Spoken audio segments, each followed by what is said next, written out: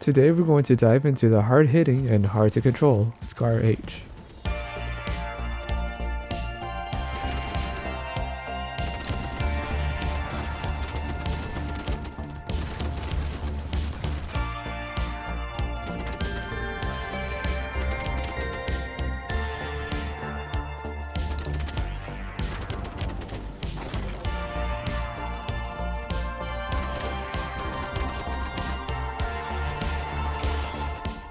The SCARH platform of weapons is one I always like to try out in any game.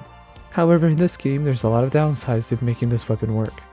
Before we get into it, if you do enjoy these videos and find these steps useful, please give this video a like, and if you want to see more videos more often, please consider subscribing. It really helps me out. Now, the SCARH has problems that are very difficult to compensate for with the different attachments, and honestly, if you're trying to unlock everything in this game, I would recommend to just skip this weapon for now and hope for a buff. It's not a great start to this video, but I just want to save you guys the headache. But hey, if you really want to use this weapon, and I don't blame you, let's start with some early attachment loadouts for you to get started with. These loadouts, including the early builds, are to try and make the weapon worth using in full auto and be effective at about 60 meters. Anything further than that is going to be more of a miracle than anything else. The SCARH has a problem that the AK-15 doesn't, which is that the SCARH has both a lot of horizontal and vertical recoil. So it's not always the best idea to just grab attachments to focus on one or the other. So to get the absolute best mileage out of this weapon, you're better off firing in 4 to 6 shot bursts rather than holding down the trigger. Believe me, I've tried every attachment at least once and it doesn't get a whole lot better. Keep in mind that the SCARH does start with a 20 round mag, and the only extended mag is for 30 rounds, which takes a while to unlock. For the first early build for close range, my build would include again a basic or compensator barrel. Really, just throw in any of the first attachments you can on this thing. The sooner you stop running this weapon without attachments, the better off you are. I also recommend running an optic. The red dot reticle is one I typically stick with. And while the angled grip is better than running without any grip, I do recommend swapping to the B25 URK grip as soon as you can. Since this weapon has both horizontal and vertical recoil to deal with, it's typically a good idea to stick with weapon attachments that help with both. And that is the tricky part of this weapon, since you need attachments that can do a little bit of everything. For example, I've tried using the flash hider barrel and it just made this weapon feel impossible to use. So again, those starting barrels would be basic and compensator, and the underbarrel attachment would be the B25 URK grip.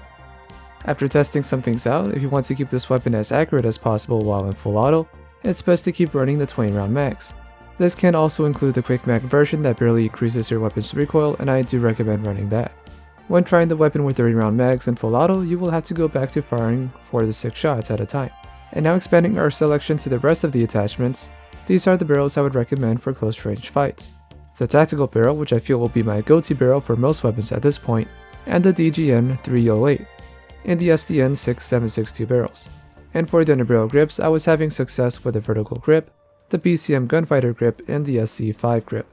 I also want to point out that just because you do get to use these later attachments, doesn't mean they'll always be the absolute best to use. So running the SDN barrel with the vertical grip may feel better for you than running only the last few attachments. Now with the close range loadouts out of the way, let's go ahead and make some long range builds. In a way, I do recommend leveling up the SCARH with these long range loadouts. Tap firing is going to be a lot easier to control, and with the default 20 round mag, you can get yourself in trouble if you're rushing into the enemy at close range. Since we are firing at semi-auto, you can equip the 30 round mag whenever possible. Funny enough, you would think that tap firing would be perfect for this weapon, but again, that visual recoil is just insane. And it's very uncomfortable to use or to try and get some fast follow-up shots on target.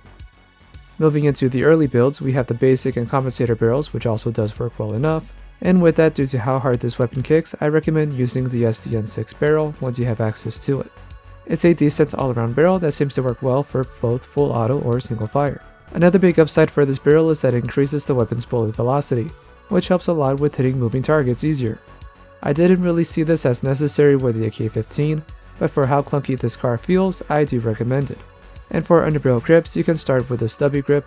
I will say though, you're probably better off using the 20 round mags until you can unlock the stable grip. But go ahead and give it a shot and see if you notice anything different. The stable grip is my typical go-to for single fire, as it is the only underbarrel attachment that helps with that first shot recoil. And now for the later attachments build, I can recommend again the tactical barrel if you want to try something different than the SDN6 barrel. Just keep in mind that the tactical barrel will bring your bullet velocity back down to stock, so you will have to lead your targets a little more than before. Depending on how you feel about this weapon and its bullet velocity, you may want to try out the long barrel to bring that velocity back up. After that, if you do want to use other barrels that still give you a faster bullet velocity than stock, you can go back to either the SDN barrel or the NT4 5.56 barrel. They felt fine for me and are a good alternative from the long barrel. The SDN will help with full auto, with the NT4 I had mixed results. And of course, the grip isn't changing, I would keep using the stable underbarrel grip. And those are my recommended attachments and loadouts for the SCARH. Like I said, there's not a whole lot that can be done to make this weapon feel like a laser, more so if you're trying to run with 30 round mags, but we can at least make it manageable to use. If these setups help you out, please give this video a like. And what are your thoughts on the SCARH and on these setups? Let me know and let's talk about it in the comments below. Until then, I am Mr. Rain, and I will see you guys next time.